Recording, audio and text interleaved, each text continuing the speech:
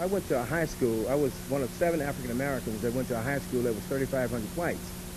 My mother transferred to moved to this neighborhood, and she wanted to be the first on the block, and she was the second on the block.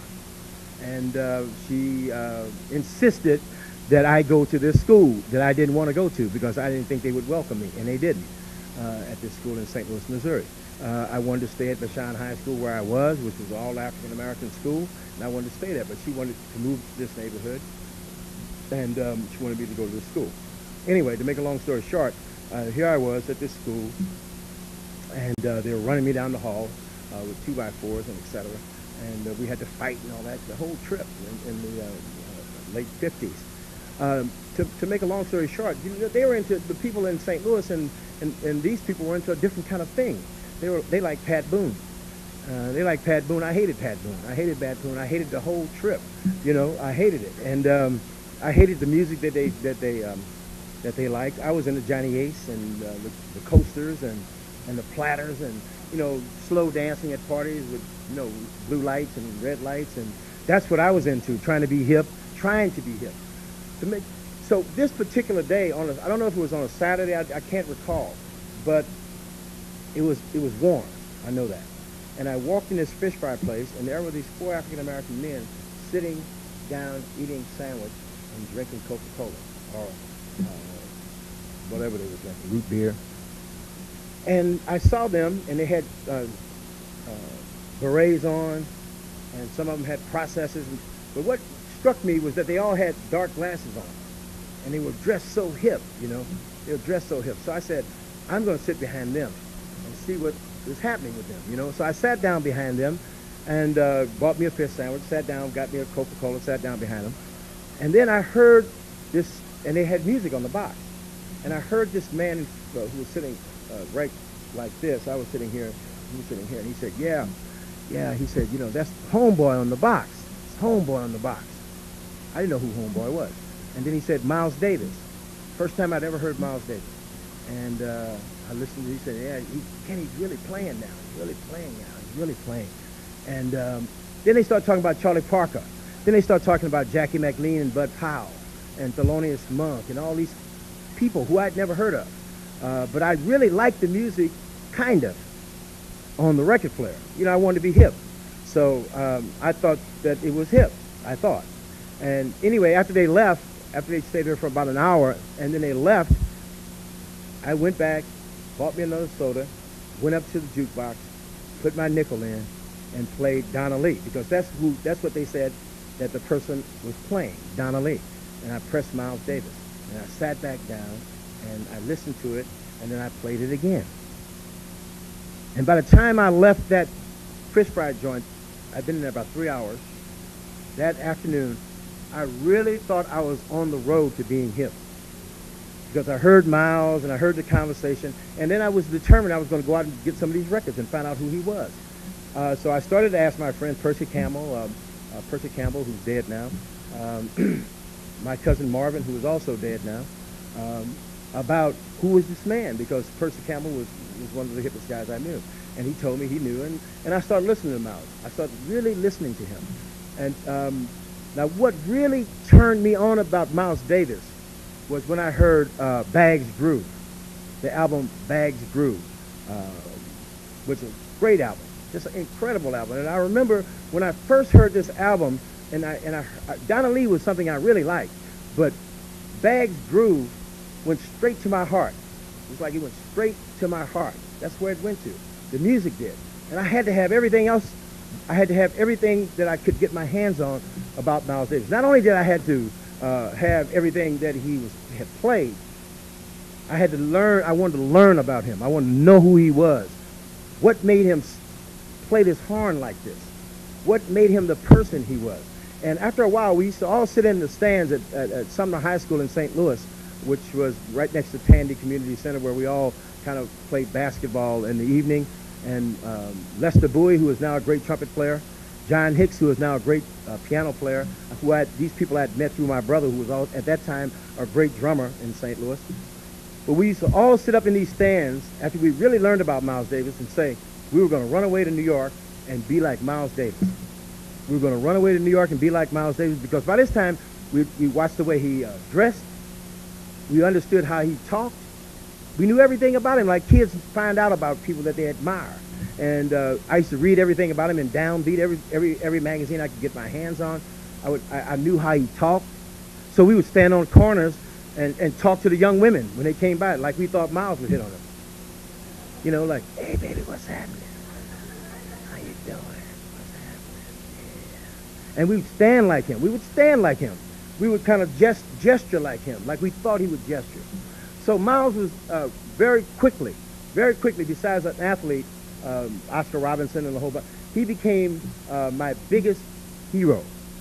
Became my biggest hero. I mean, he was the person that I wanted to emulate. I wanted to be like. Everything. He had everything that I wanted and in abundance, I thought. I kept up with his music, and I never had any thought that I would write his autobiography at this time. I just didn't think about it. It wasn't something that I thought about. I first saw Miles Davis. I first saw him in a club in St. Louis. You know, we were 16 or 17, and I kind of, you know, you used to have draft cards. You know, and so I kind of got my draft card doctored up, put on a hip suit, hat, and my cousin and all of us went to hear Miles Davis at Peacock Alley. And we all went in there, and the kind of guy kind of looked at us and said, y'all look kind of young, you know what I mean? Y'all really look kind of young. I don't know if we should let you in. But we were so insistent and persistent that he let us in. He said, but y'all can't handle drinks. I don't want to, you know, get silly. Anyway, we had found out, at this time, I was really into Miles at this point. And Sonny Rollins was supposed to come to St. Louis to play with Miles on this particular night at the Peacock Alley. And I remember the announcer coming up and saying, Sonny Rollins will not be playing tonight with Miles Davis. And he said, but John Coltrane will be playing. So we were like, John Coltrane? Who is John Coltrane?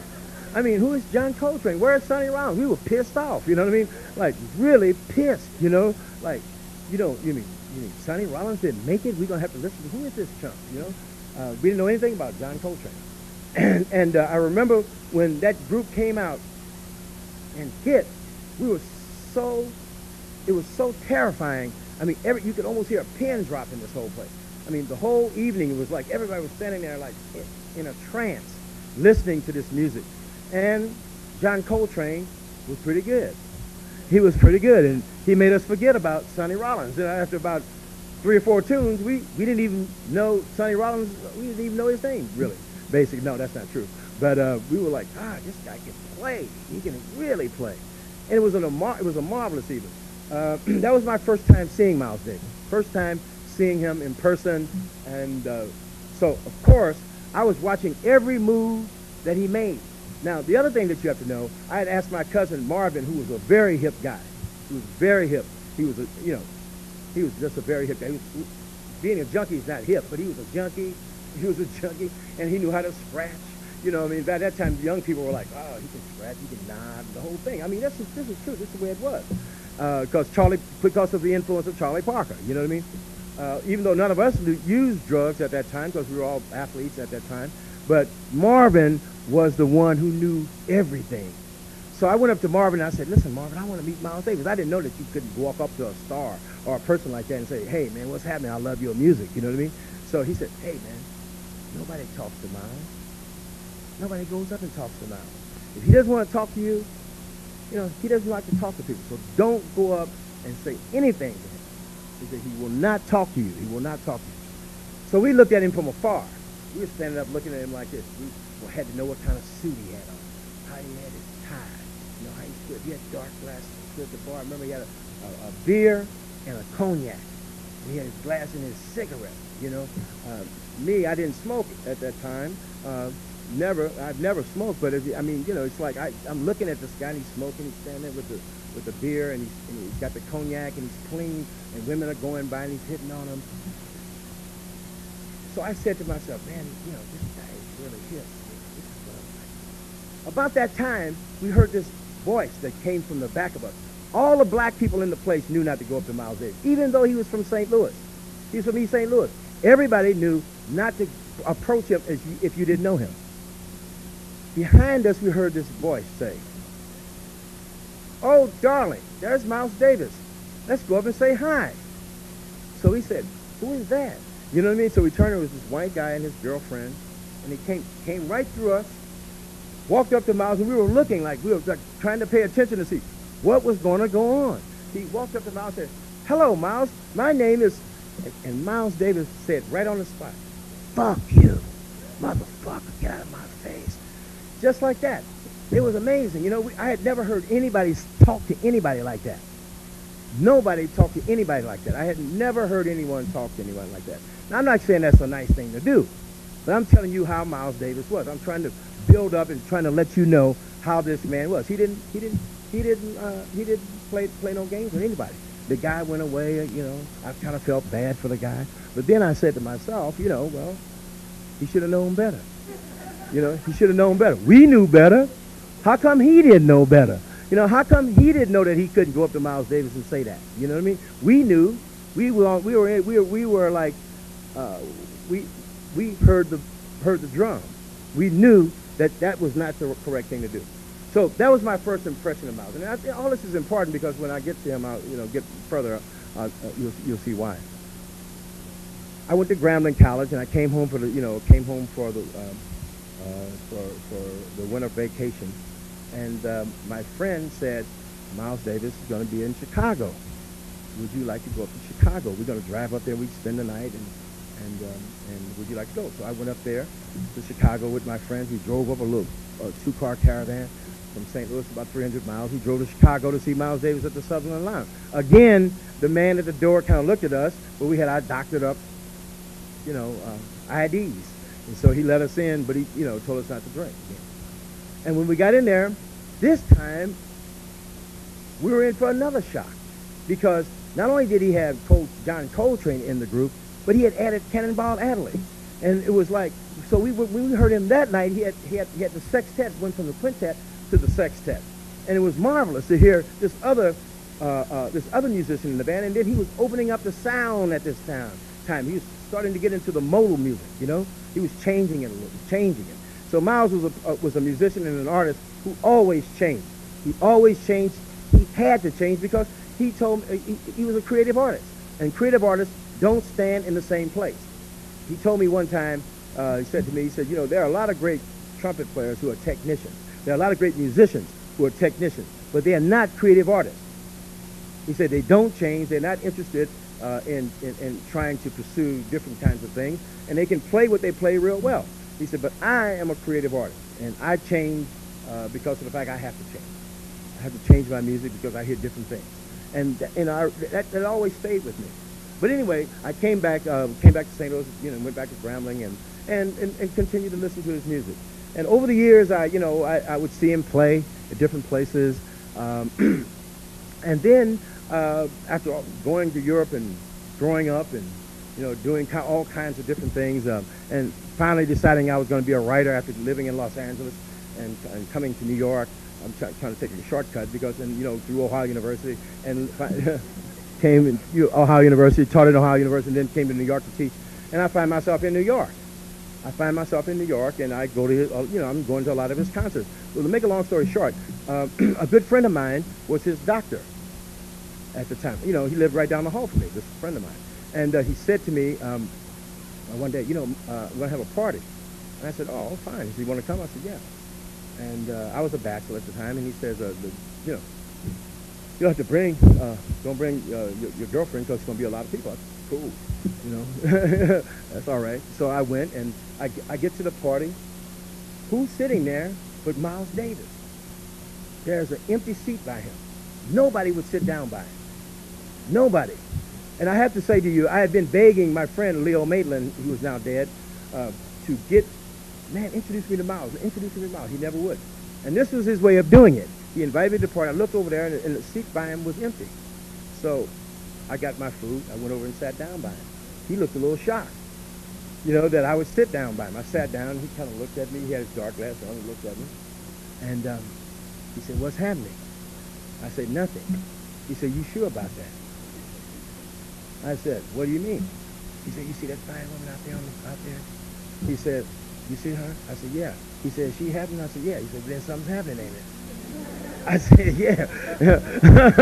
So that was my first introduction to his kind of humor. You know what I mean? He had this sideways kind of humor.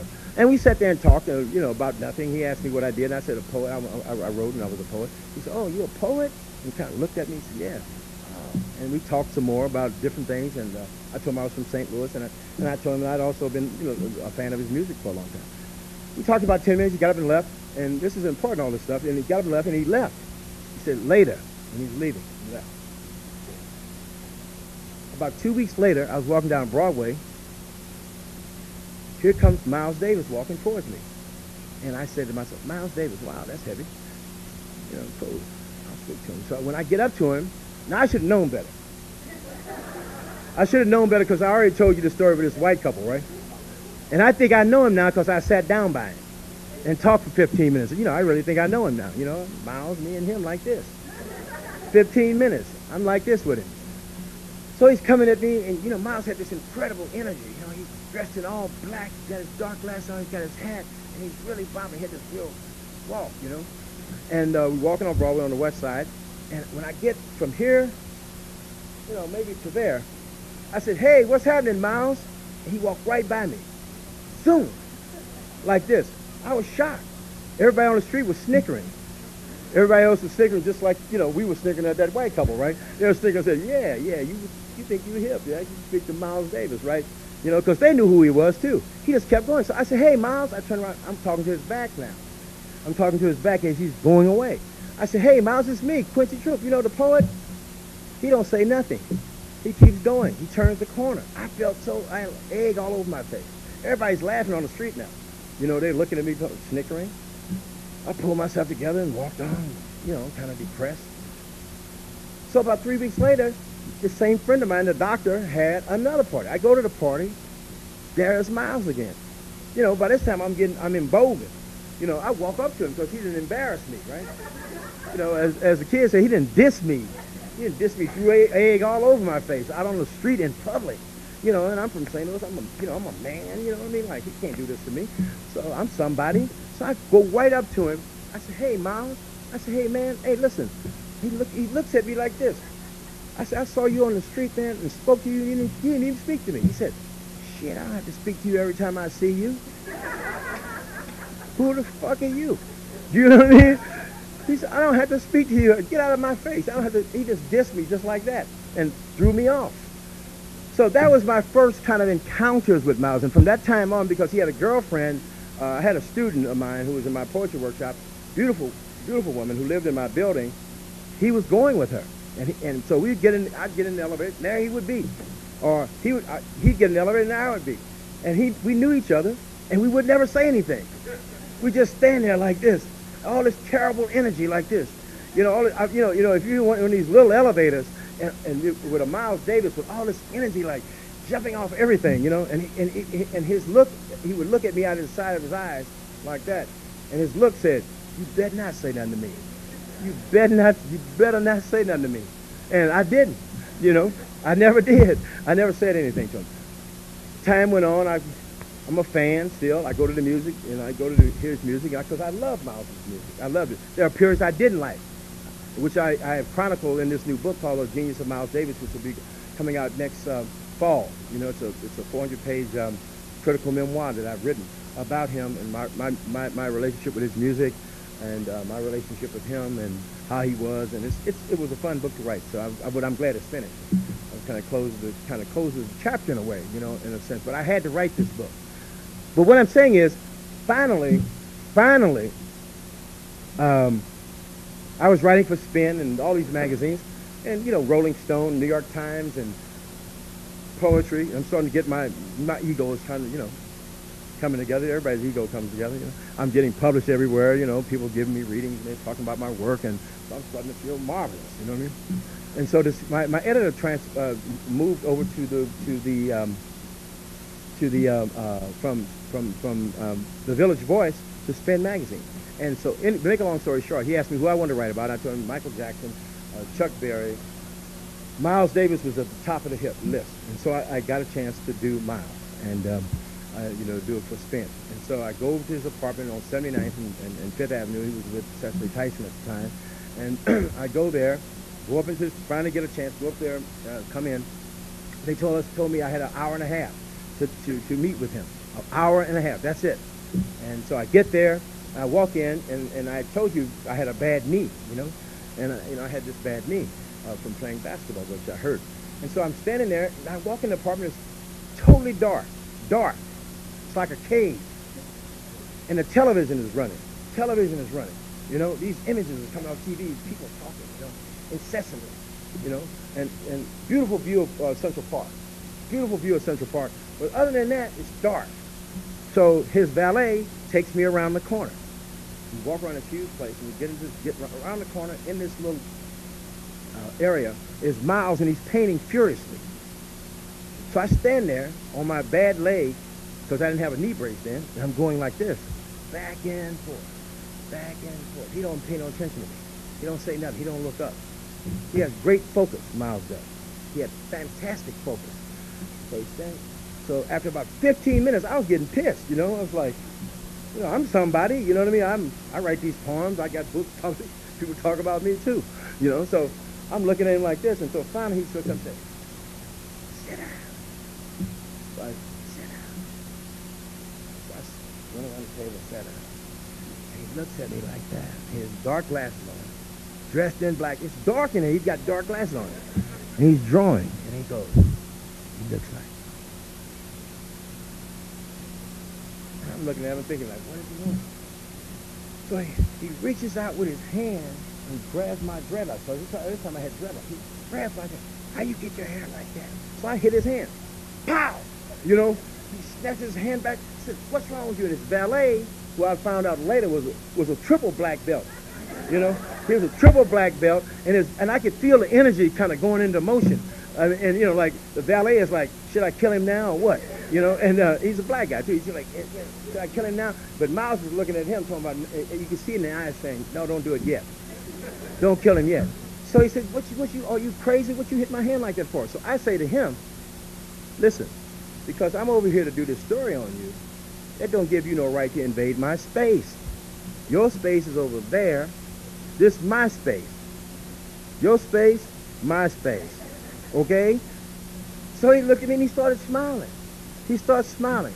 And he told me later on that was one of the main, besides the fact that he really loved the two-part piece that I did on him for Spin, the two-part piece that came out of this whole thing, this whole interview and this whole meeting. But the piece and the fact that I smacked his hand, he knew then that I was a person that didn't take it. He said, I didn't take anything off him. I wouldn't take anything off him. And he needed somebody who was really strong in themselves to write this book. I didn't know he was thinking about doing this book. Okay? I didn't have no idea. So then he asked me what I want to know. And I talked, and we talked for 10 hours that day. 10 hours. Instead of an hour and a half, we talked for 10 hours. And, you know, he played music for me. He cooked for me. He was a great cook. He cooked for me. He played boxing films and all kinds of stuff. You know, we were just in there, in the place, in there, talking. And he asked me to give him a lift downtown, which I did. And he said to me, if you need something else, call me back. And so 2 days later, I listened to the tape. I needed some other stuff. He said, come back down. We spent another 10 hours. And, he cooked again, it was almost like he didn't want me to go, And, from that point on, we were like this. Truly. We were really like this. It was amazing, He used to call me. He would call me and say, listen to this. I'd be in my apartment. The tape's on. He's got a new tune. And he'd go away from the phone, for like first time I listened to it, 20 minutes, I'm holding the phone, listening to his tune. The next time he called me up and he says, listen to this, and he walked away 10 minutes, I hung the phone up. Until he called, he says, well, you hung up the phone on my music. You hung up the phone on my music. I said, man, I don't have time. I got things to do. I got things to do other than listen to your music. I can wait till it comes out on record. Oh, yeah, that's true. You call me out of the blue, it's 2 o'clock in the morning. I ain't got time to do this. So this was the way the relationship went. It was like that. And so now, about 3 or 4 months later, he loved the piece on Spin magazine. He really did. He called me up and said it was the greatest piece he had thought had ever been done on him. I was flattered. I really was. I was flattered because he's a very critical person. And, he was very critical. And he And so then, 4 months later, 4 or 5 months later, in May, the phone rings. I'm in my apartment in New York, and this man says, "Hello, this is Bob Bender." So I wait. I said, "Yeah." He said, "I'm senior executive editor at Simon & Schuster." "Yeah." He said, "And Miles Davis has given you first rights of refusal to write his life story." So I thought it was a joke. I go like, "Who are you, man?" So it was a silence. He said, "Bob Bender." I said, "Well, what do you want?" He said, "I just told you."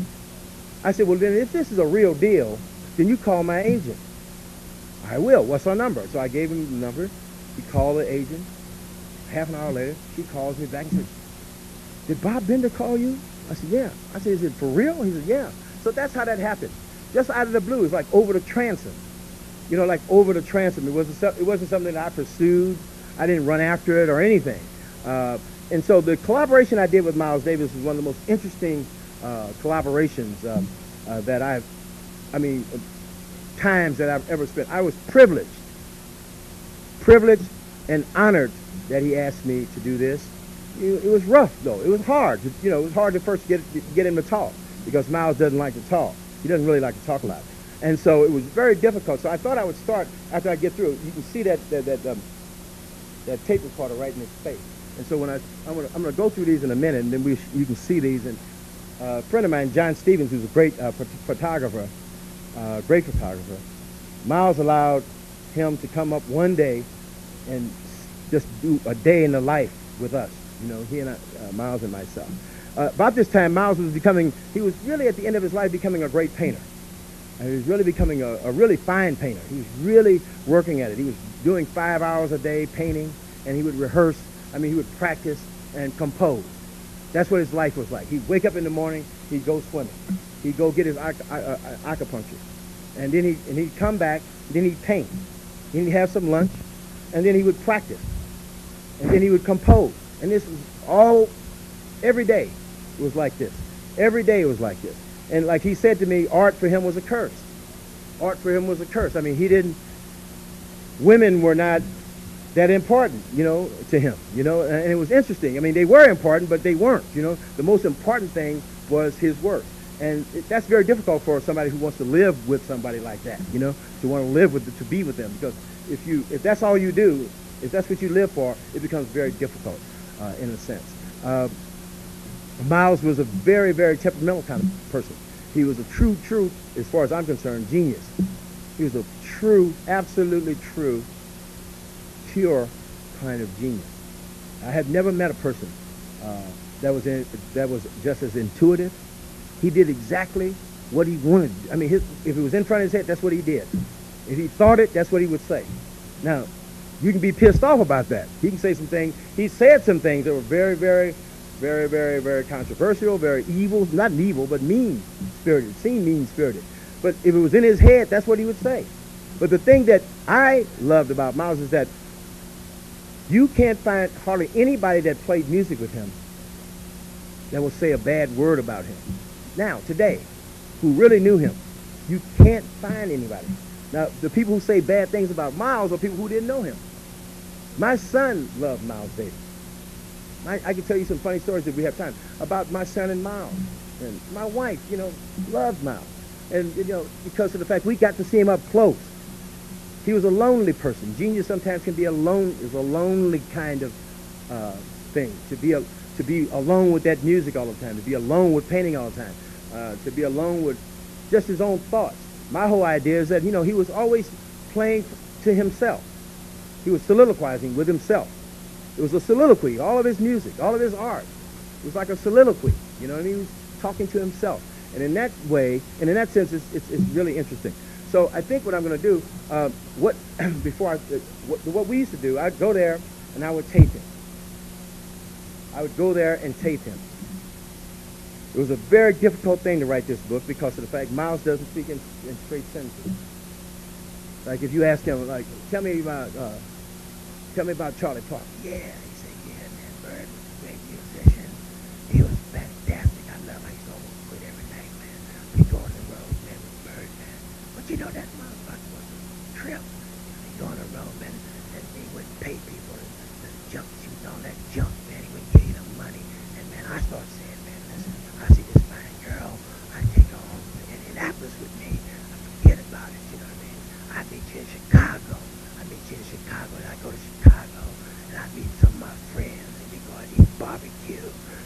see my sister. You go see my sister. I'll be with this fine lady. We be holed up in the hotel for 4 or 5 days. I'll be practicing and everything. Just be a bird, man. And I say, fuck, man, what we gonna do? You gonna pay me or what? You gonna pay me or what? If you don't pay me, I'll make you this coke bottle, goddammit, upside your goddamn head. And so that's what he would say. You know, I would say, like, ask him, you know, about Bird. And it would be all over the place like that. And I would be like, oh, man. You know, and that's the kind of language he used. I mean, somebody said, Leonard Feather said to me one day in his review in the LA Times that Miles Davis did not use no language like that. He didn't curse like that. He didn't use all them NFs and blah, blah, blah. And so I was on a panel with him at Irvine before he died. I went on a panel. He gave his talk and everything. And I came on a tape call. I put the tape in. I said, Mr. Feather, this is for you. And I pressed it, and all them MFs and God damn it, and so on, so on. I mean, about 3 minutes, he'd say his motherfucker like 15 times.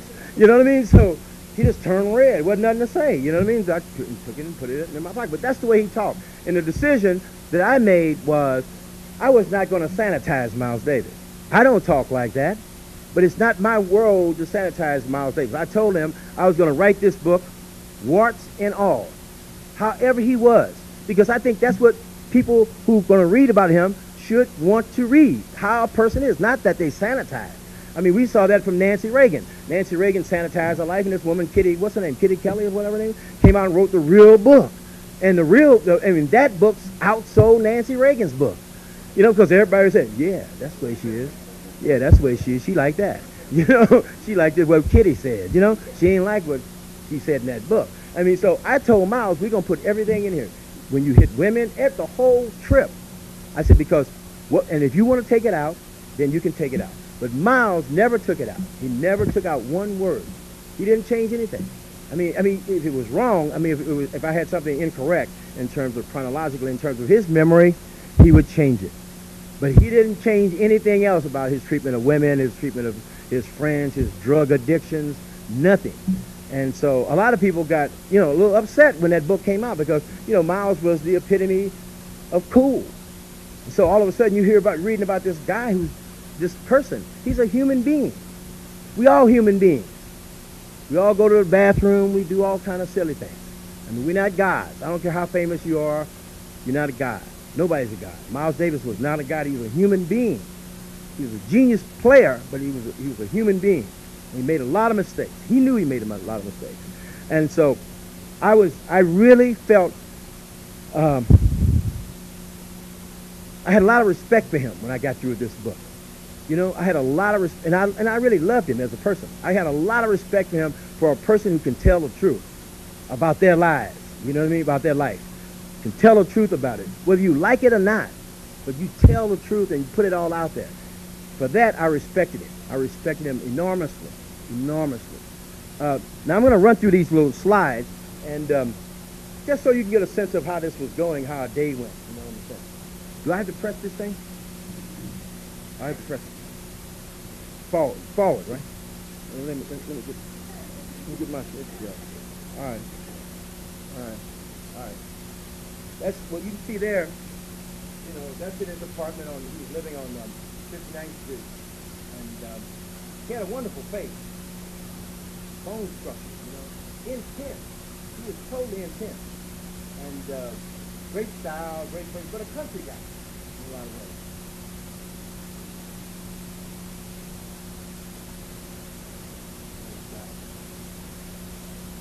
I never showed you the first time I ever showed you. How old was he? At that time, let's say if he was maybe 1980, let's say 88, 87, 88.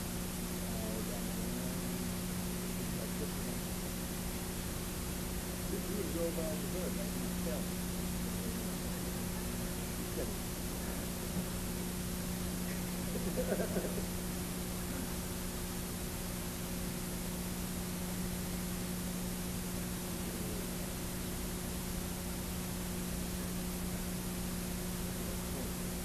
Looking out over Central Park, all the way back.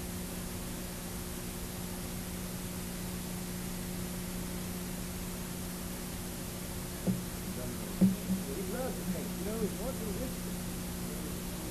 end of his life, he was almost equal, music and painting.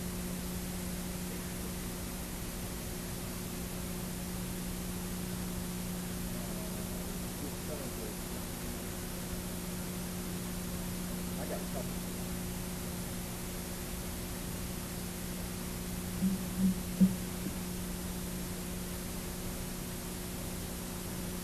Miles Davis is real strong. Southern horn.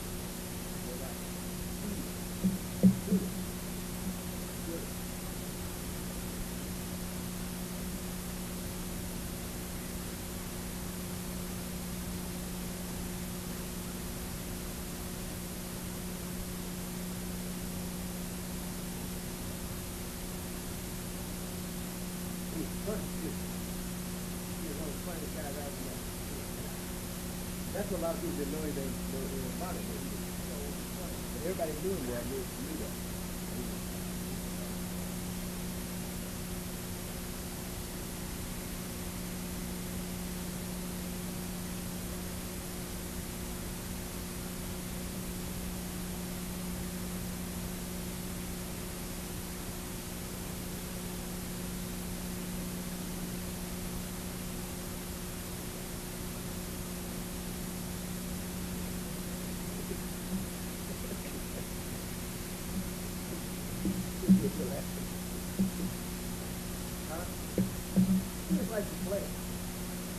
People, when we would go around people would be amazed.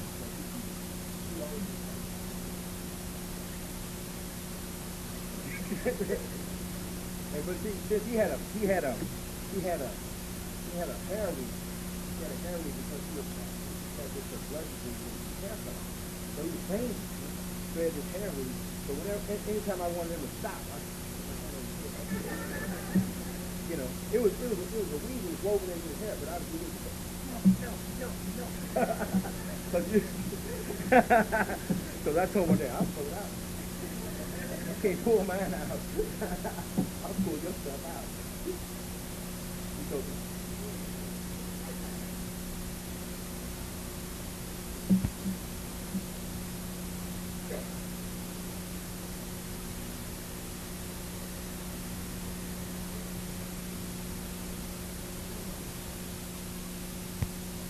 The next person I want to talk about is a great Cuban painter. His name is Jose Bedia, B-E-D-I-A. And I've done a lot of collaborations with musicians. As a matter of fact, I just came from New York last weekend where I was with Intozaki Shange and Amiri Baraka, who was Leroy Jones, and Jessica Hagedorn, Sekou Sundiata, and then the great Craig Harris.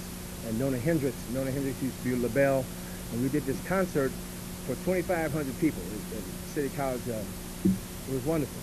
I'd never been involved in a group reading like that, where we had at the end 2,500 people dancing in the aisles and dancing wherever they were, you know, shaking their booty, you know, poets, you know.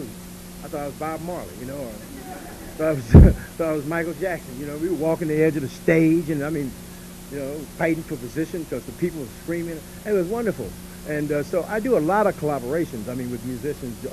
George Lewis, who's here at UCSD, we've done a number, we just finished an album. So I love doing collaborations because when you do collaborations, you have to sacrifice some of yourself, you know, and for the collaboration. You know, you have to give up some of your own ego for the other person. You have to find space. You have to find a place where you can both find space to do this thing. You know, like a musician has to give up something, and myself as a poet, I have to give up something. And that's okay. That's okay because the original work is right there. You can always read it. You can always go back to it. And so for me, a collaboration is magical. That's what it is. With this Jose Bedia collaboration, it was a little different. Jose Bedia, who is, as I said, from Cuba, and we met him in Miami. He was living in Mexico City at the time, and has since become just a world famous.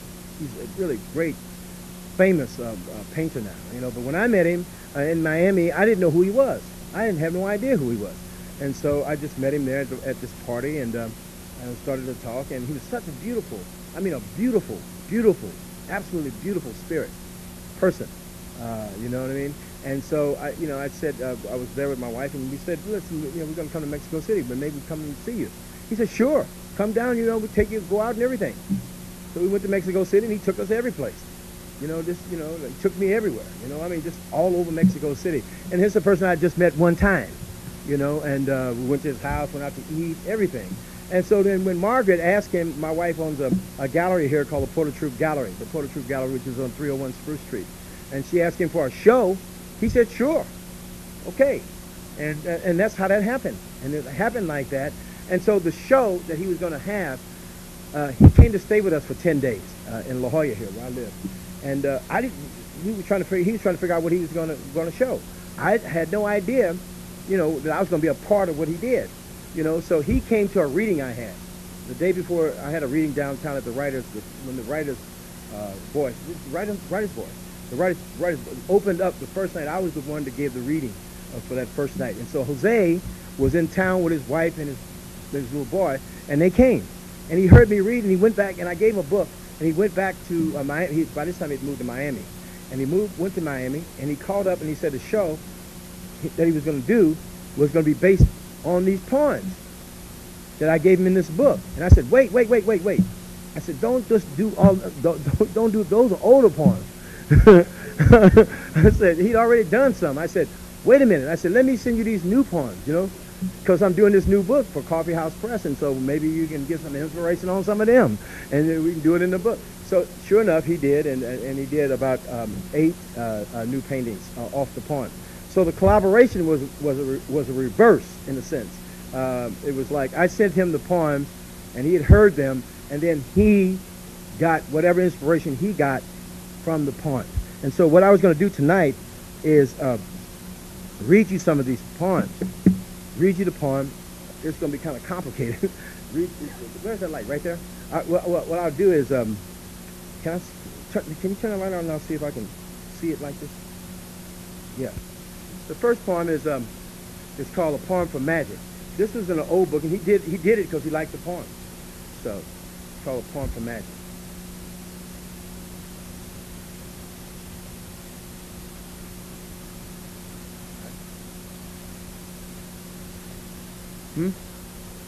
Yeah, afterwards.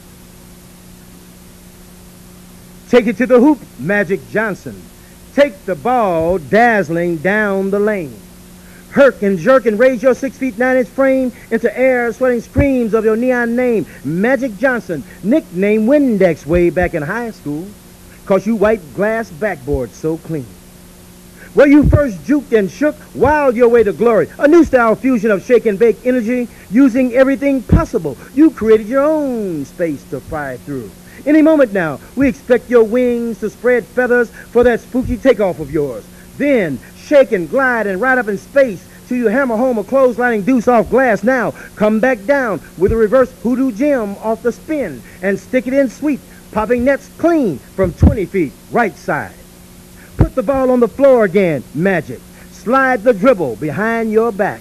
Ease it deftly between your bony, stark legs, head bobbing every which way, up and down. You see everything on the court, off the high, yo-yo patter, stop and go dribble. You thread a needle rope pass, sweet home to Kareem, cutting through the lane. His skyhook pops the cards. Now, lead the fast break. Hit worthy on the fly. Now, blindside, a pinpoint behind the back pin pass for 2 more off the fake. Looking the other way, you raise off balance into electric space. Sweating chants of your name, turn 180 degrees off the move, your legs scissoring space like a swimmer's yo-yoing motion in deep water.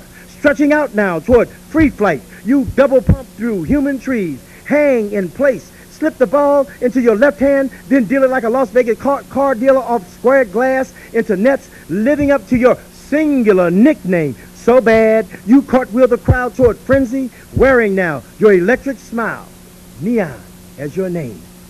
In victory, we suddenly sense your glorious uplift, your urgent need to be champion, and so we cheer with you, rejoice with you for this quicksilver moment of fame. So put the ball on the floor again, Magic, juke and dazzle, shake and bake down the lane, take the sucker to the hoop, Magic Johnson, recreate reverse hoodoo gems off the spin, deal alley-oop, dunkathon, magician passes now, double pump, scissor, vamp through space, hang in place, and put it all up in the sucker's face. Magic Johnson and deal the round ball, like the juju man that you am, like the shown up shaman man that you am. Magic, like the shown up spaceman you am.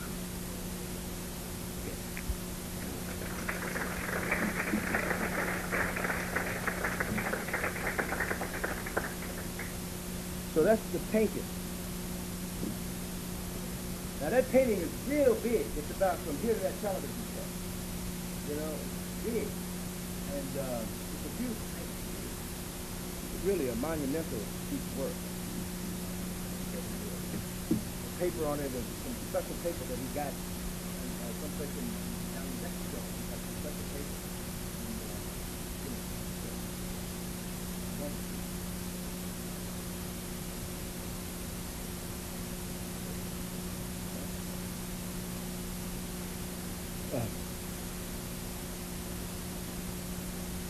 You can leave it there, and then I'll just. This next piece is a piece called Collage, and this piece was written in California, and it's it's an odd piece for me, but it's the direction that my work is going, in a sense. There and other places. You know. Collage. Inside its own mystery, the poetic line circles back and forth, moving between and around parameters, shifting questions like chess moves.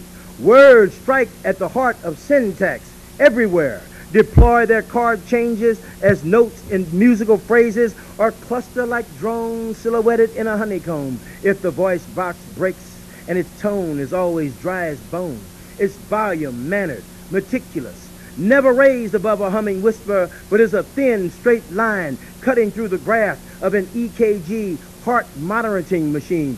Doodad. No accents there, no nuance, no effervescence, as in a spew bursting spumescent from sudsing waterfall.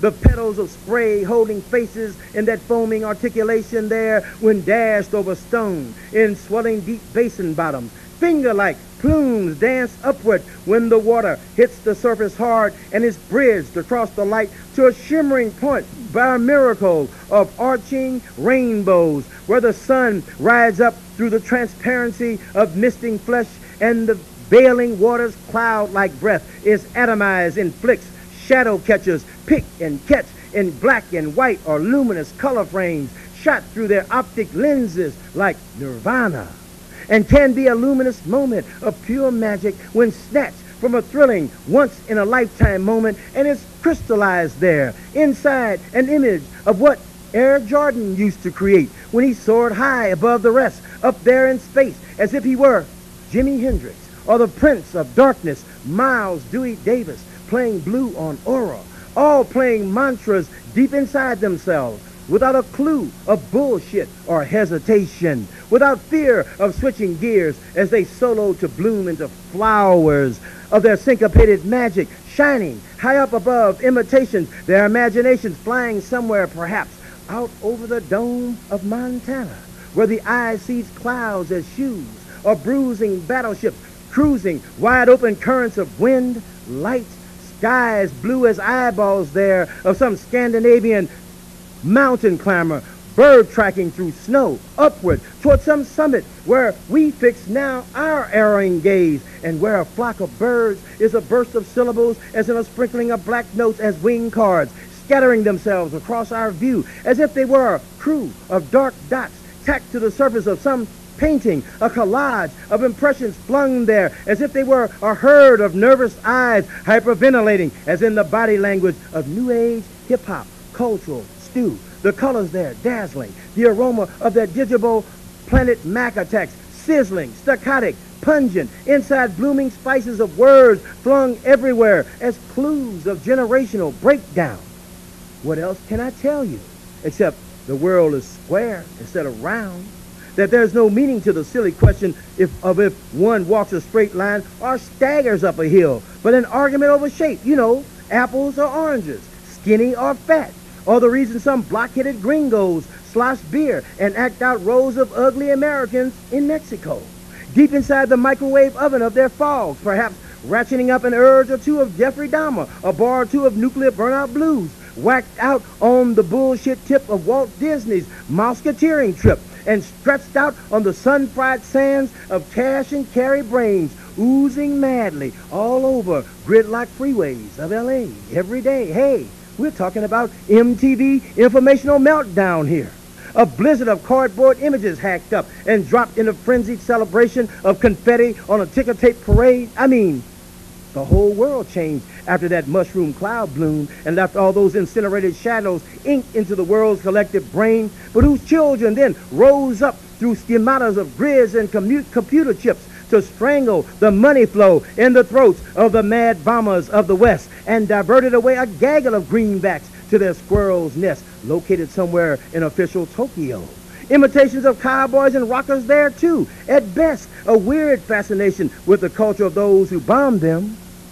Somewhere in the West, on a clear day in June, when eyes seem to see forever, reaching out, covering space from perception to recognition, what is seen, though, might not always be true, but is only possibility, suggesting what might be true, as in a mirage, when our eyes tell us what we see there, square dancing in front of us, are Xerox copies of middle American porkers, who are copies of other copies, of other copies, and on, and on, and on, ad infinitum.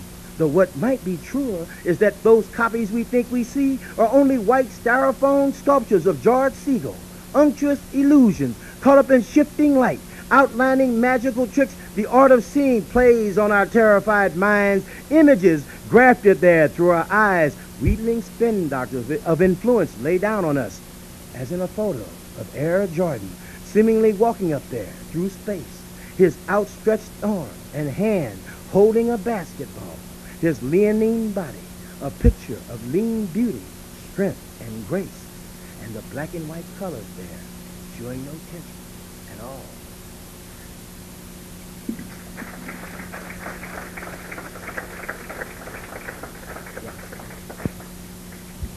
So he put that in a pot. He put it all in a pot because his religion, that the pot in Cuba is very important to his religion. So everything is in that pot because he thought everything was in there, you know, so he put it inside the pot.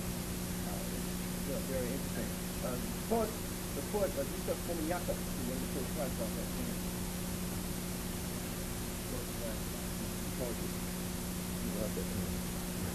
So, okay. The next poem is a poem for me I wrote out here too, and it's the title poem of the book. It's called Avalanche, and for me, it was kind of I came up in the Baptist church in St. Louis, and I used to go all day on Sunday, and so this poem is into all of that kind of stuff, you know. But it's also about more than that. I used to kind of ignore the fact that I grew up in the Baptist church. So in this poem, I try to get to what the Baptist church meant for me in terms of the cadence. It's called Avalanche.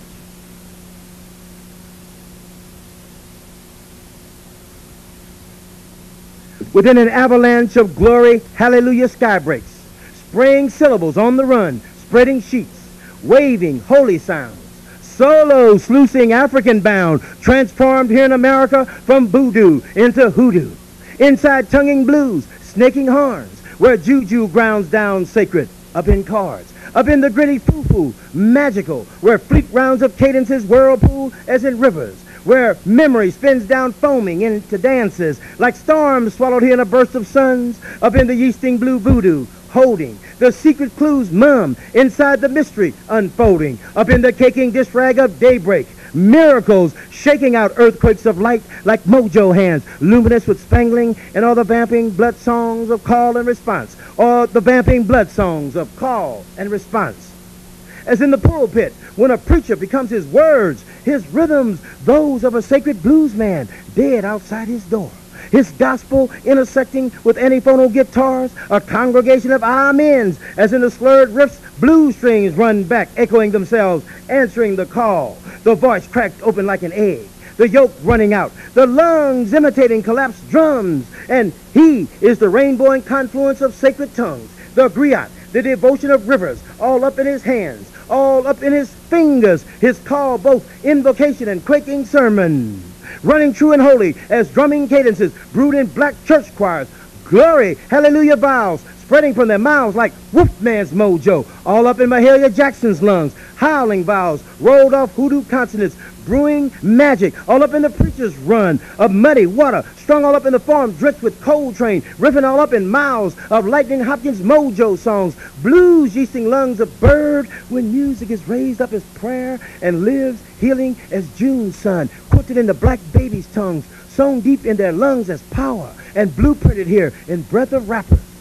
And this is a poem in praise of continuity. It's a poem about blood coursing through tongues. It's a praise song for drowned voices lost in middle passage. It's a praise song for the slash drums of Obatala. It's a construct of Orikis linking antiphonal bridges. It's a praise song tonguing deep Mojo's secrets, Dambala, in praise of the great God's blessings, Oshun, in praise of healing songs sewn into tongues, inflating sweet lungs into a cacophony of singing praise songs tonguing deep Mojo secrets. And this poem is about music. When music is what it believes it is, holy, when voices harmonize, somersaulting in flight, and glory is the miracle poetry sings to in that great getting up morning within the vortex of wonder, confluencing rivers, light, glory in the rainbows arching like eyebrows across suns, glory in the moonlight staring from a one-eyed cat's head, and I want to be glory and flow in that light, want to be Coltrane solos living in me, want to become wonder, birds in flight of my lines, want the glory of song healing in me as sunlight, want it tongue through leaves, metaphor in trees, transform where they seed and stand up here as people in this soil, everything rooted here in blood of mother's flesh, and is the poetry of God in deep forest time, singing and listening, and the music there is green, as it also is purple, as it also is orange brown, and mind-blowing electric banana, as it is red cinnamon, and also again green, sound ground up against lavender, beneath sunsets, fusing crisp blue light, and night here stitched with fireflies flicking, gold up against bold midnight, and once again, yes, green, as shimmering Caribbean palm fronds are green in the center of apocalyptic chaos. And my poem here is reaching for that greenness. It's reaching for holy luminosity, shimmering in gold flecked light, where the mojo hand is seaming through high blue morning, waving like a sequin glove up in the glory of hallelujahs, calling through the inner tube lips of the great God singing, up in the blues root doctors, jacklegging sermons, up in the condolences, mourning death, up in the sunburst of God's glory. I want this poem to kneel down itself before healing. Wanted to be magic there beneath the crucifixion of light. Wanted to be praise song, juju rooted. Wanted to be mojo hand raised up to prowess of flight. Wanted to be tongue of gritty, foo-foo feeding. Wanted to be a congregation slurring amen riffs running back through me to you. The voice raised up here, guitar blues licks, holy. Wanted to be glory, hallelujah, call and response, glory. Wanted to be yam song rooted in the bloody river, holy. Wanted to be ground earth of resurrection in you, in me. The bridge tongue of healing is the drum of this song, and it is reaching out to you to cross over to the sun. It's reaching out to touch your heartbeat there, to become one in the glory, to feel the healing touch, to become one with the glory. This poem waits for you to cross over the heartbeat touch of your healing hands, touching hearts. This poem waits for you to cross over love. This poem waits for you to cross over love. This poem waits for you to cross over love. This poem waits for you to cross over to love.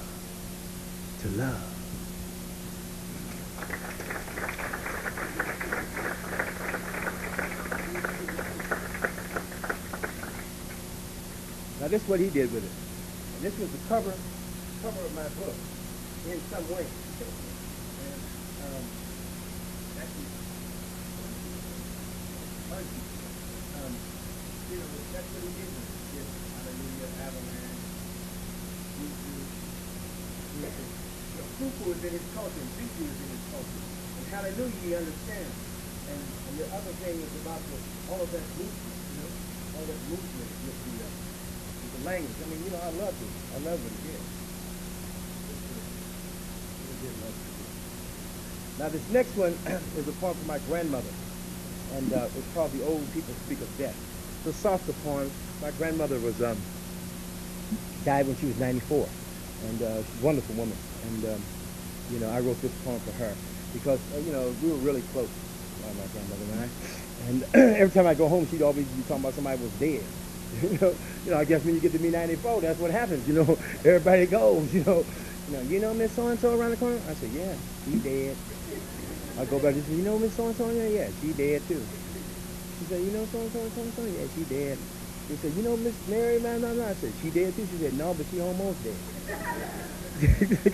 So I wrote this poem called "The Old People Speak of Death" for my grandmother who died, and I really miss her. You know, so the old people speak of death for my grandmother, Leona Smith. The old people speak of death frequently now. My grandmother speaks of those now gone to spirit, now less than bone. They speak of shadows that grace their days, made lovelier by their wings of light.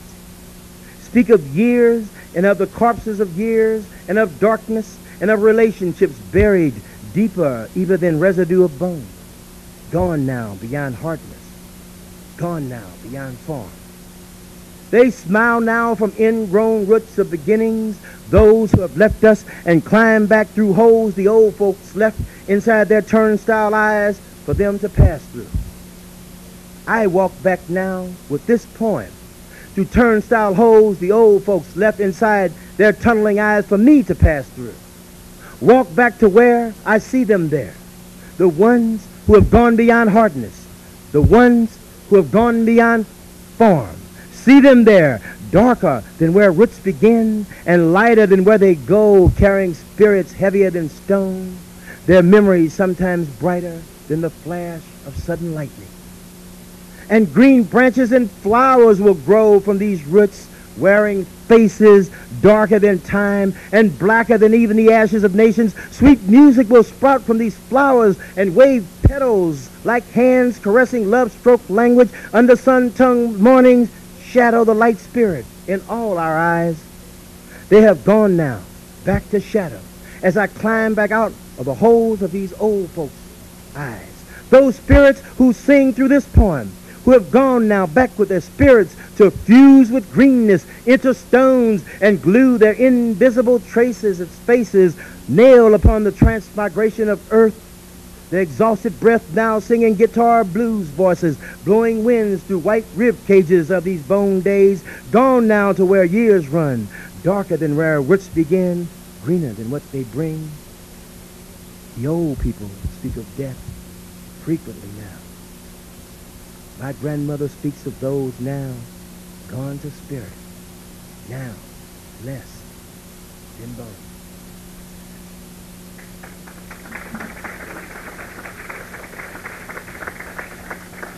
So that's a big piece too. It's a real big piece too. It's got the drinks and all that stuff. It's just magnificent piece. It's the same size as the Magic Johnson poem painting, and it's on the same kind of paper. All these pieces, some of these pieces, 5 of these pieces are going to be shown in Monterrey, Mexico in June. And Jose Bedia will have biggest museum in all of Mexico. And these pieces, 5 of these pieces will be a part of that as well, with the poems translated. It's a real great, great honor for me to be in that, to be included. This is a poem for Ishmael Reed, and Ishmael Reed is, I don't know if you know about who Ishmael Reed is. He's a great writer, and he's a conjure man, and so this poem is called "Conjuring Against Alien Spirits." It's trying to get back to the old African practice of conjuring. If there is something that takes you to the slippery brink of terror, turn your pockets inside out like a lowland dog's tongue, hanging out, salivating in heat. Make a screech owl's death cry, whoop away, go away. Make a screech owl's whooping death cry, whoop away, go away. Hoo, hoo, hoo, hoo. Turn shoes upside down at your own front door. Tie a bow knot in your apron string, mama, sister. Throw fire on salt, talk to raw head and bloody bones. Make a hoot owl screaming death, Who's who and who, take it away. Fly on home. Make a hoot owl. Who's who and who, take it away. On home to bone. Turn your pillowcase inside out. See a cross-eyed devilish fool. Make a cross with your fingers. Drop goober dust in your mind medicine. Eat a root doctor's magic root. Spit on the fool. Make a cross in the road with the toe of your left foot.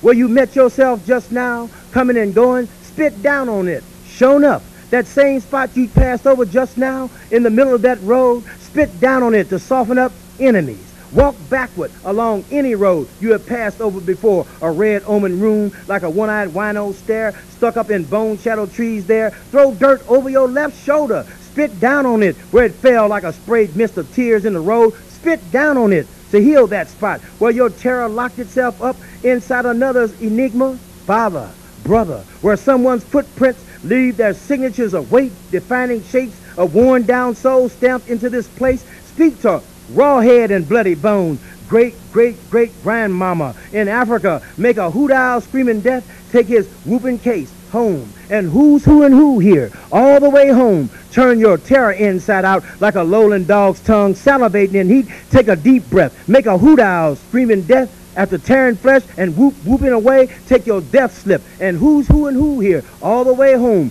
Who. Take your death slip all the way home to bone. Who.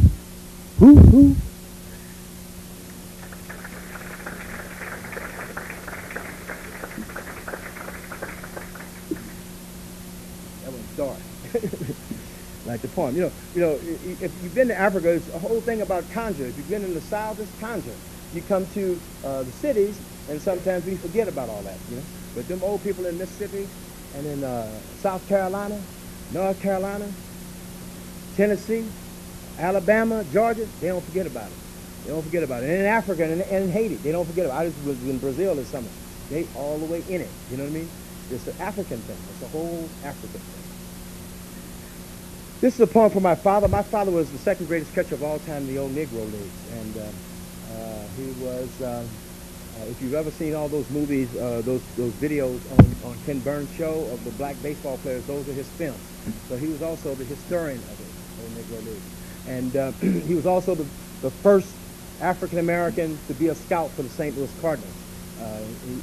He recommended Orlando Cepeda. He recommended Roberto Clemente to the St. Louis Cardinals, but they were racist and they didn't want to give him the money. You know about what happened after that. You know? You know about what happened after that. So my father was my first, you know, and is still my hero in a sense. He died at 83, about 3 years ago. And this is the poem from my father. For Quincy Troupe sings. Father, it was an honor to be there in the dugout with you. The glory of great black men swinging their lives as bats, as tiny white balls, burning in at unbelievable speeds, riding up and in and out.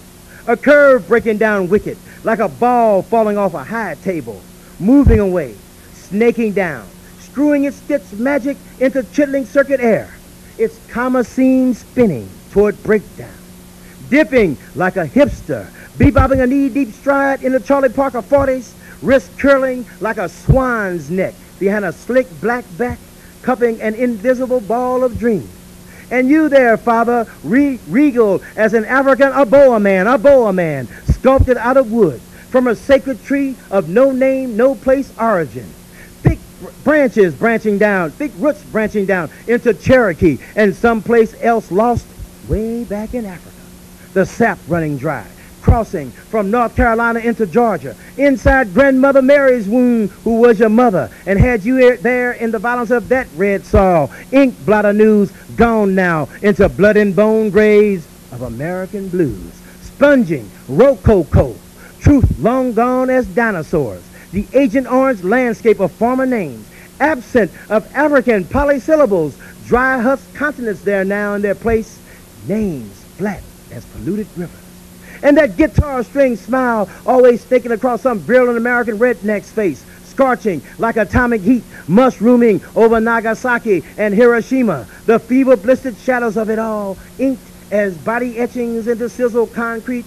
But you there, Father, through it all, yes, a yardbird solo, riffing on bat and ball glory, breaking down all fabricated myths of white major league legends of who was better than who, beating them at their own crap game with killer bats as Bud Powell swung his silence into beauty of a Josh Gibson home run, skittering across piano keys of bleachers, shattering all manufactured legends up there in lights, struck out white knights on the risky, slippery edge of amazement.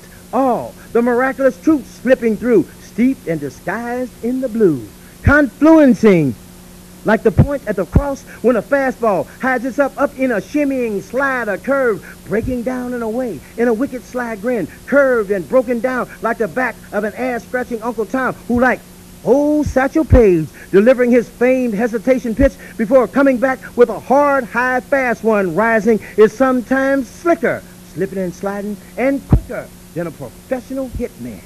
The deadliness of it all, the sudden strike, like that of the Brown Bummers, short crossing right, or the hook of Sugar Ray Robinson's lightning cobra bright, and you there, father, through it all, yes, catching rhythms of China Pozo balls, drumming like Cuban conga beats into your catcher's mitt, hard and fast as cool Papa Bell jumping into bed before the lights went out of the old Negro baseball league. A promise you were, father, yes, a harbinger of shockwave soon come.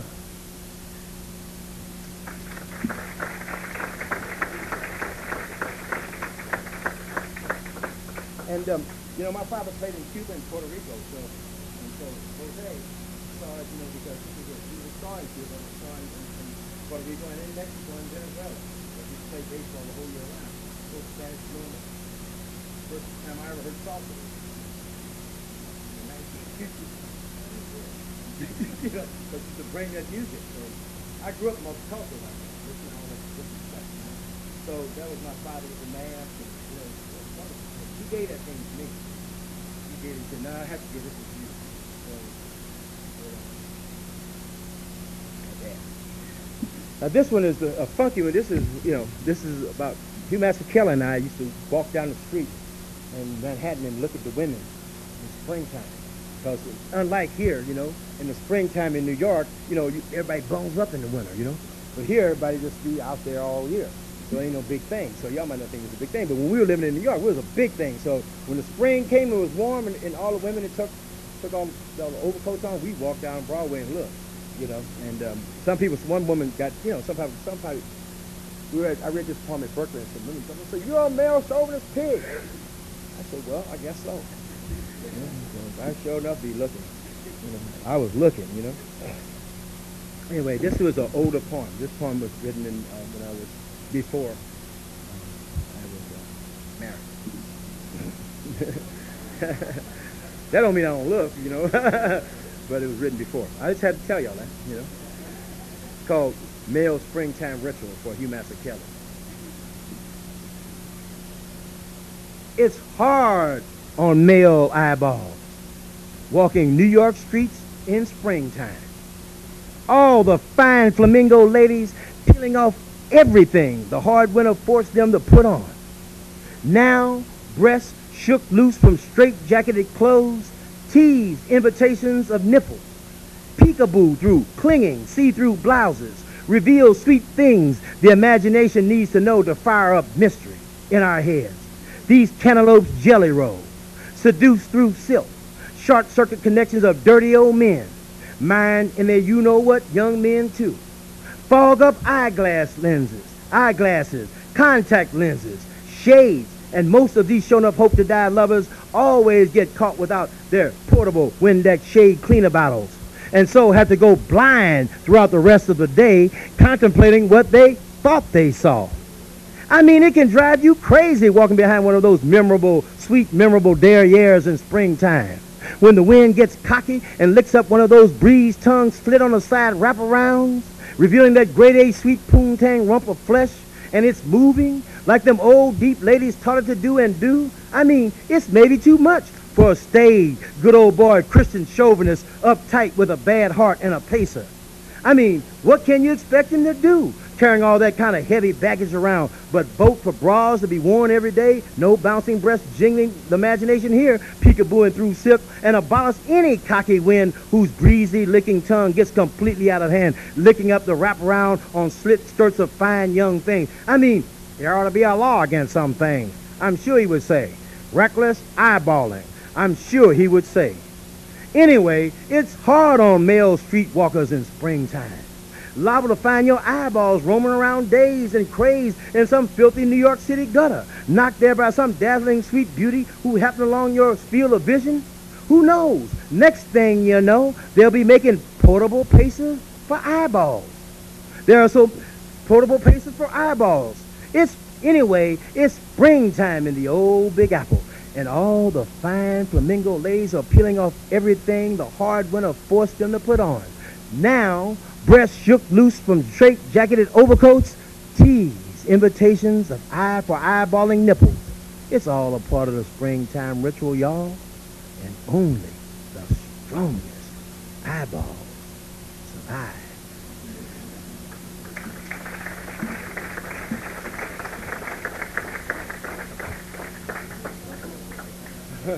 So that's what he did with that. So all the rest of the poems were short poems, and they're different kind of poems. They're kind of different kind of poems. I just want to say. This one, this is his favorite, Cuban. Love it. This poem is called "Back to the Dream Time." Miles speaks from the dead. At first, this poem was written another way. It was written, and it wasn't written in Miles Davis's voice. And then I decided, after wrote it about 14 times, that it needed to be in Miles Davis's voice, because she was in the poem. Back to the dream time. Miles speaks from the dead. Back to the dream time. Through rivers of sound. Yeah. I swim back now through metaphors of blues, rising from gruff throats of shaming. Here, I rise up like smoke, mixed with their voices slurred over guitar riffs like bound, cascading clues of their syllables drop from the sunstone of their songs. Images drop like severed heads from hooked beaks of giant prehistoric birds, blowing fierce winds and fire. And as if by magic, I have come here to this antiphonal call of language to see shadows wrinkling like winged spars, undulating sideways like swift snakes crossing the desert of imagination. Have come here to drop the blue notes of my trumpet voice into the snake pit of silence, which is the sheerest void of darkness anywhere, where even the sun is a well-kept secret, and the moon, it wears a face so inscrutable that light doesn't even know its own entity. Here, in this place, in this space of transparent echo, where vials roll off tongues like muffled blasts of fan minds, tattooing the silence of dream time here and the light over there, on the other side of waking up, beside the trickster figure of myself, when I knew no contradictions anywhere in my life of a bitch's brew. My spirit hung hip, bobslick, from magic of my voodoo, lyrical phrasing, my voice edited back to almost an absent whisper, to that of these shamans who know time is a fixed mystery, pulsating wherever it goes.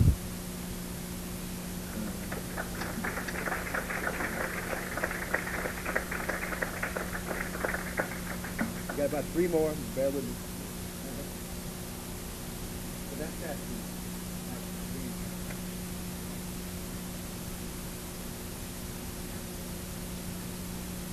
This piece is called At the Edge. All these pieces are in the back of the book. I'm reading the poems like they are in the book, you know, in the order that they are in the book, you know. At the Edge. All these poems are written out here in California. I have come here to the very edge of this slippery moment, shivering in light, as the shadow of an old drooping man there, holding his age tight as 2 opaque roses in cataract eyes.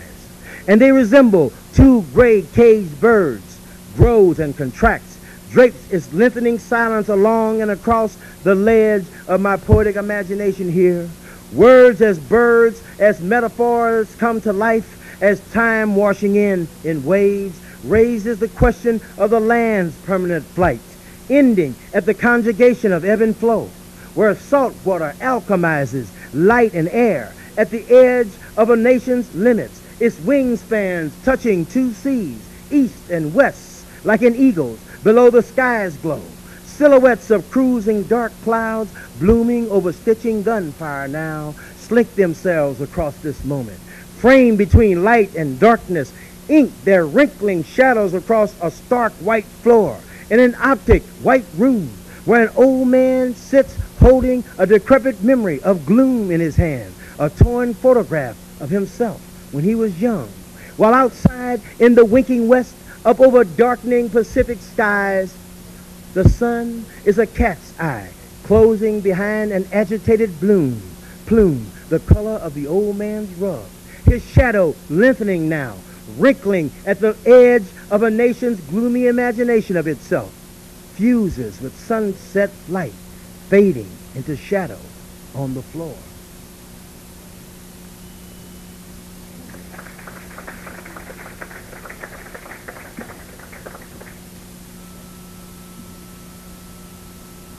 Rose coming out of the darkness into the light. And this next piece is called La Jolla.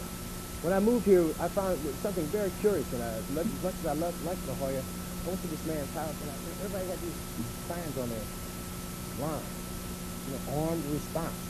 So I was like, what's that mean? I had never seen anything like that. So I finally went to this man's house. He's a very, very wealthy guy, living on top of the hill in La Jolla. And so I saw the sign, and I asked him, I said, what's the armed response? What does it mean?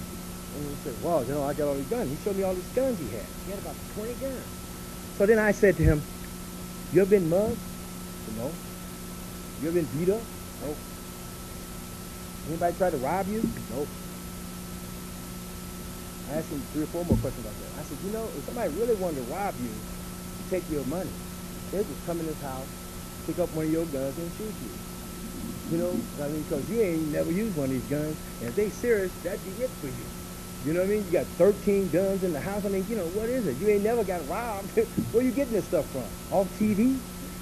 You know what I mean? If you ain't never got robbed, why would you have all these guns? So anyway, this gave rise to this poem called La Jolla.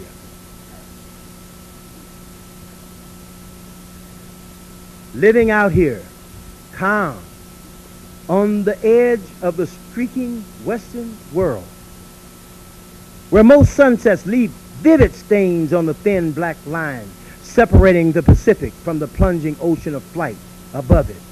Time stretching as a peacock's tail feather through a landscape crisscrossed with colors of bright rainbows, stitched and weaved through green light, luminous with complexions, where kite strings split in half are swallowing blue sky, leaping as blue music heard anywhere, voices buried deep in hushed distances beneath wind-swept pines whose leaves serenade throughout valleys and dipping hillsides, as overhead hot air balloons cruise like great bow-headed whales swimming underneath serrated edges of bouffant gray-white clouds that look like huge battleships, and where the eye locates on the brow of some precipice a glass house that is an atrium, and wondrous beyond all comprehension, where the sky is a roof, the Pacific a glittering blue veranda, swell with surfers and salt waves, terracing in one foaming wave after another, swimmers bobbing up there like red apples in a tub at a Halloween party, just offshore, while up in verdant hills, golden with light, runners jog up and down streets as nervous people behind walls and signs reading armed response sit fingering triggers of shotguns, their eyes boring in tight as 2 just fired bullets.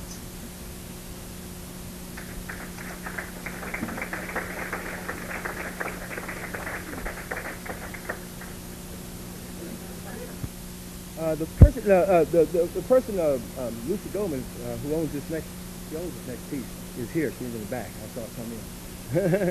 So don't try to hide, Lucy. I'm gonna anyway, it's a beautiful piece. It's called The Flip Side of Time.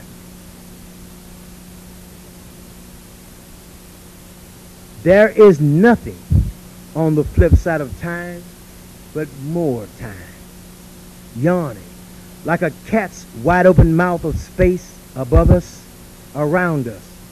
Dilating like our mother's womb just before we came out screaming, catching our breath, and found ourselves breathless, bent out of shape with rage after being cooped up asleep for so long. And now all this light searing here, where before all was darkness. And now this slap that wakes us up with such a start, as if it were necessary, since most of us sleepwalk all our lives until death anyway. And sometimes we find ourselves somewhere hanging from the spur of the moment, barely awake, caught between twilight and pitch black, perhaps hanging there from the spur of some island somewhere off the cowboy boot of Italy, looking at a full moon submerged beneath crystal blue-green waters of the Mediterranean Ionian seas, and the moon laughing there like an Alka-Seltzer tablet, winkling at the bottom of a clear, full glass of water, our eyes telescoping from above, trying to decipher the mystery smiling from that magical face. But mystery and magic is what pulls our lives toward meaning. Beauty and wisdom discovered inside all heartfelt joy. What journeys reveal? Poetry there, inside every moment.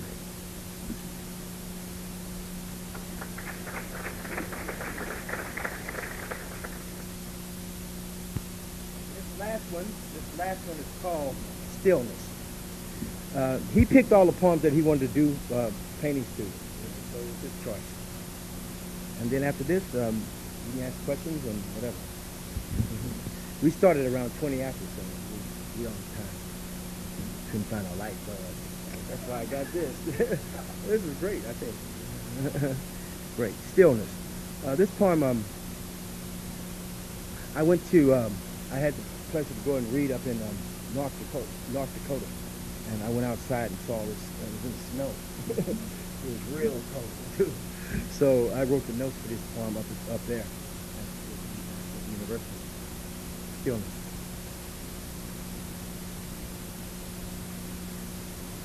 Underneath a midnight sky, fresh snow rests still and white as a summer cloud formation, stretching there, soft as a bed of just picked cotton, beneath tail fire of a streaking jet.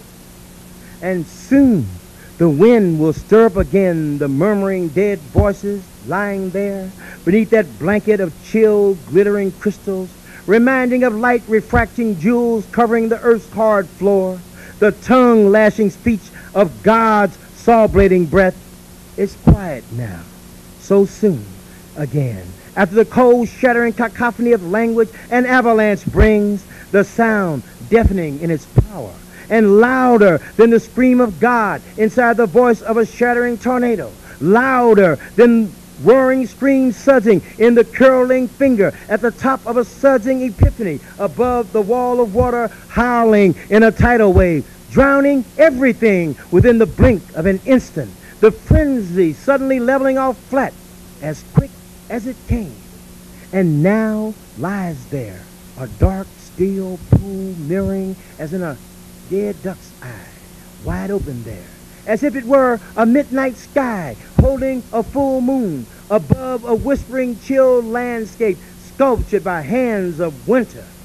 The snow swept up into heaps and shapes by God's tongue there reminds of sleeping polar bears huddled together when seen from above, scattered around still lights, the wind picking up snow, swirling it like confetti, voices as if torn away from history.